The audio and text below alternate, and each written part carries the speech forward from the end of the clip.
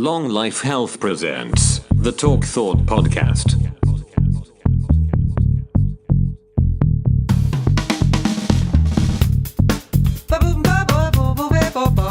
You're listening to the Talk Thought Podcast, sponsored by Fucking Nothing.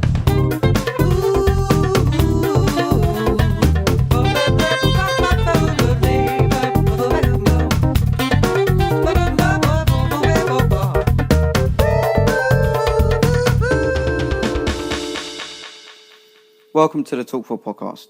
Here is an update on my book. If you follow me on social media, I did a post the other day and I updated the status of my book. This is an extension of that status. So, if you don't know, I decided to write a book. This whole long life health thing, I came up with a philosophy, which is 6 components that break down everything I think you need to focus on and consider to get the best out of your life. And it's my philosophy towards self-improvement, which is HISTs: health, mental and physical, integrity, serenity, surroundings, time management, and sustainability. I had an idea of what the book was going to be. So before I wrote the book, I actually wrote the introduction to it, which I've completely scrapped. And it's the first time I've done anything like this, so I knew to expect that things were going to change. And what's become quickly evident was, as you write the book, it develops into its own thing. And I started with the idea of, I could call it something like Long Life Manual, Long Life Health, an introduction. Something that really elaborated and gave a detailed description of what it was. Because people get asking, people didn't really know. And as I continue to write it, and I've got 20,000 words or so in, I realise it develops into a completely new project, a different thing. It manifests itself completely differently. But the format of it is going to be a breakdown of his philosophy. So I've touched on things and I'm doing a series breakdown of explaining to you what they are. So the book essentially does that. It does it in a way that can extend and deliver more value, I think, for someone, because I'm still working on my communication skills, and writing is obviously another form of communication that I can sit there patiently, decide what I want to say, go back and review it. A podcast is just me thinking out loud, flowing, and it's not as efficient, although you can pick up on context and tone and really feel how I'm trying to deliver something. Writing gives you a completely different skill, which may be beneficial in the case of me trying to explain it. So I explain each one of them, I give methods and techniques on how to do them, and it is sort of an introduction, because I'm introducing myself to a lot of these things myself. So for example, meditation. I'll give some examples of meditation, but I'm no meditation expert. I talk about yoga as being one of the most functional exercise routines you can get into, but I'm no yogi. But I know the value of them. I describe them as much as I know, but advise them. And the book's going to be an introduction in that sense. So it's going to be I'm a beacon of information and a resource for you to go and explore these things yourself. But that doesn't take away any of the value that I'm putting in the book, because I've come to this understanding that these are what these things are. And yes, there's alternative ways, and I mentioned that. And alongside me explaining something, I make very clear, this is the conclusion that I've come to. This is the conclusion I'm at because of my extended research, my practice, the people I've chose to trust, my experience from it, and make it very clear that I don't know everything in this field yet. So it's quite interesting to see where I've gone with it. And in the physical health section, which is the section I'm on at the moment, which is the first section, I talk about focus on these activities. Forget these point systems, and I break down where the problems are, why the mindsets are wrong, and how you can get more bang for your buck, and why you should be valuing long-term results rather than short-term results. Again, all that will be made clear if you decide to pick up and read the book. But I describe how gymnastic strength training is a lot more functional than lifting weights. If your mind frame is you want to be as healthy and functional as possible in the present and focus and support your body for longevity, so it's going to serve you a purpose in the future when you become an old man. So a bodybuilder, someone taking up bodybuilding exercises and training might get to, say, 50, had a good run and peaked to around 35 maybe, I don't know, 35 or something like that. But now maybe starting to feel the repercussions of their habits, their exercise habits, and that will be stress on their joints, cellular damage from foods. If you decided to go in competition and you decide to take steroids, obviously the after effects that has on you. Whereas if you was to take up something like yoga or gymnastic strength training, you would not only be more resilient towards injury rather than getting injuries, you've also looked out for your body, you're a lot more flexible, you have put on muscle, you've learned to breathe properly, you've learned to stay calm with something, you've had fun with something, and when you reach 50 odd or something, the same age as a bodybuilder, you'll be in a much, much better situation. And what I find is that bodybuilders and people that take up these exercises tend to get to that age, realise it's caught up on them, and then start taking on stuff like yoga. Dorian Yates, one of the most successful bodybuilders to ever live, is a perfect example of this. If you want to find out more about Dorian, watch a documentary on LondonReal.tv maybe. Search London Real on Google and it should come up.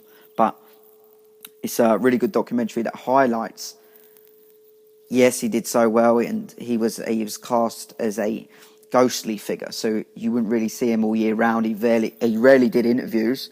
He'd come on stage, blow everyone away, go into the distance, and you wouldn't see him till next year.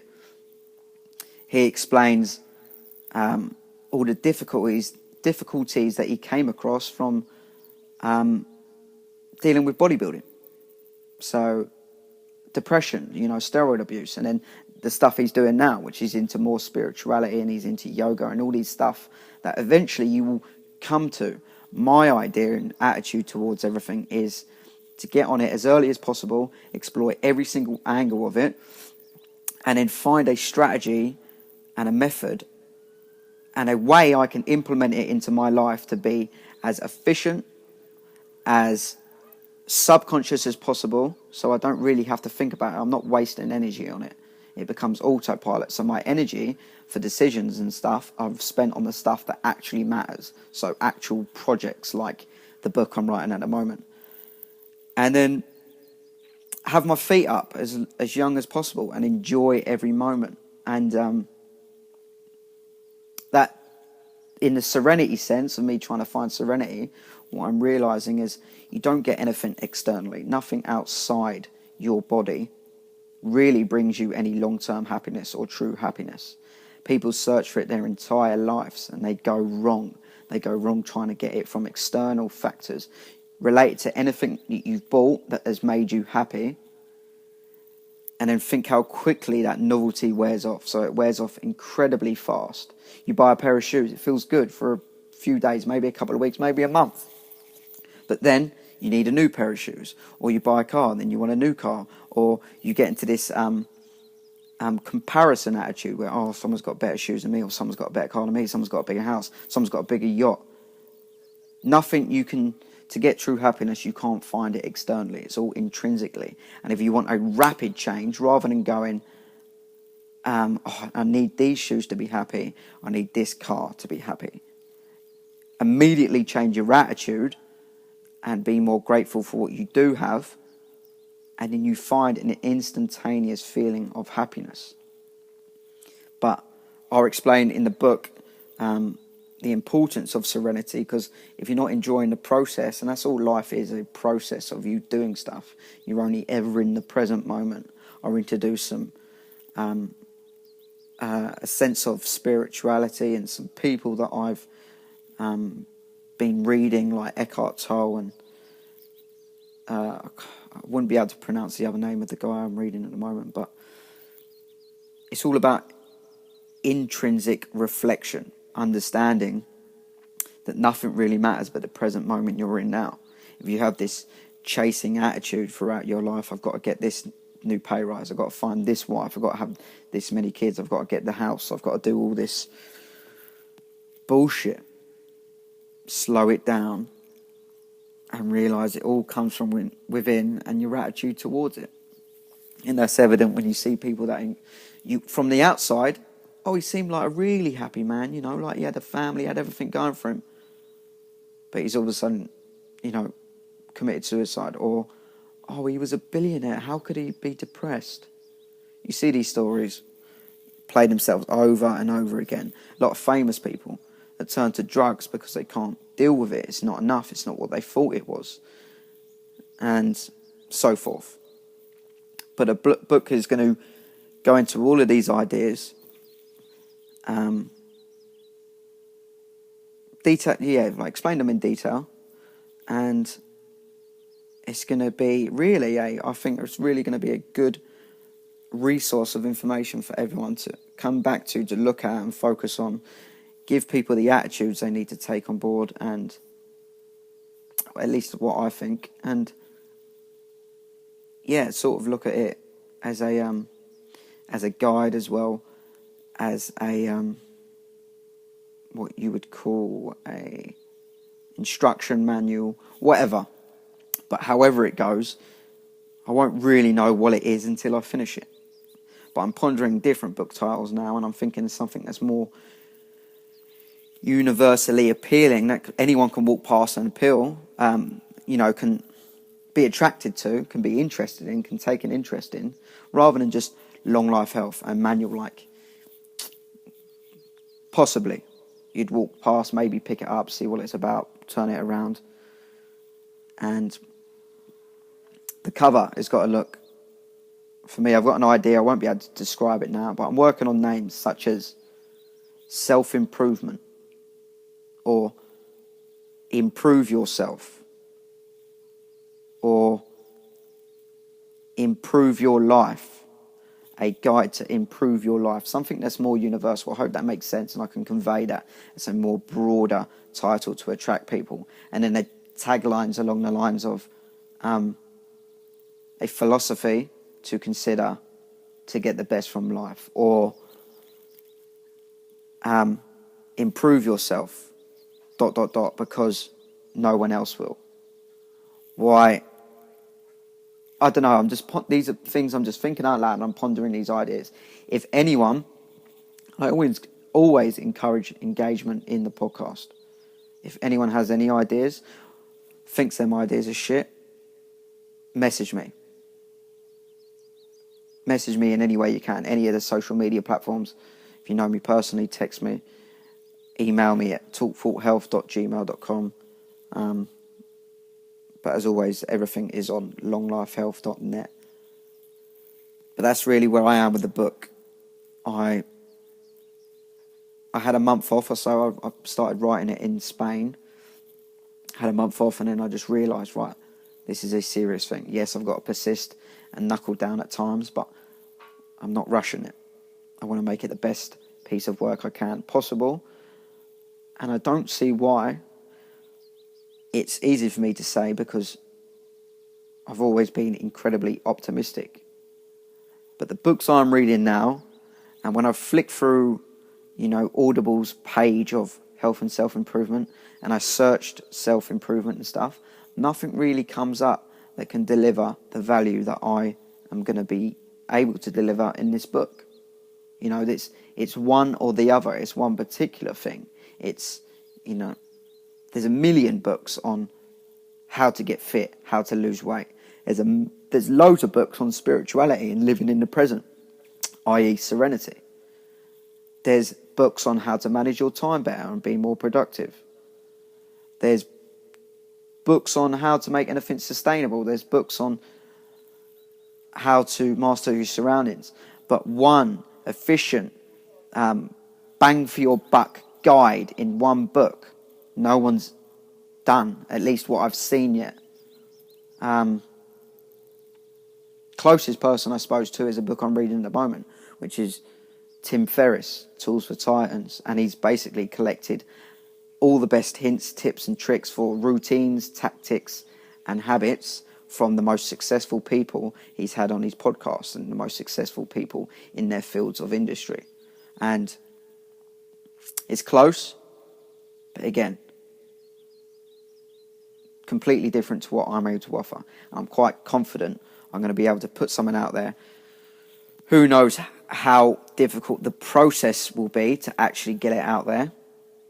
I'm sure I'll let you know about that as soon as I know, i.e. trying to get it published or self-publishing, whatever I decide to do.